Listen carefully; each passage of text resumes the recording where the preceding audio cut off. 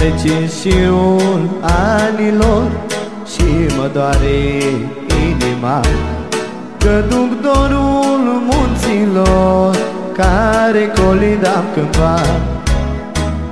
Eram fir de trandafir, umblam prin codrum verzit, puneam floare la chimii, colindam neobosit. Azi sunt singur prin o gradă, hainele-s vechi într-o ladă, pușca cu ea ruginit, am îmbătrânit. Azi sunt singur prin o gradă, hainele-s vechi într-o ladă, pușca cu ea ruginit, am îmbătrânit.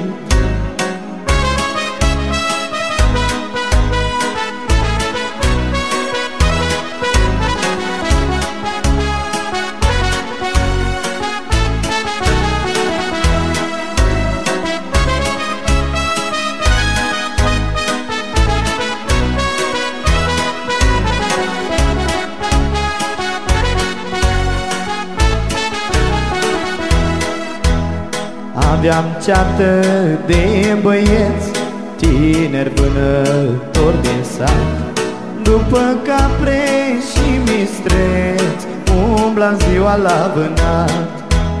La izvorul jucăuși de sub stânca munților, făceam palmele căuși și beam apă din izvor.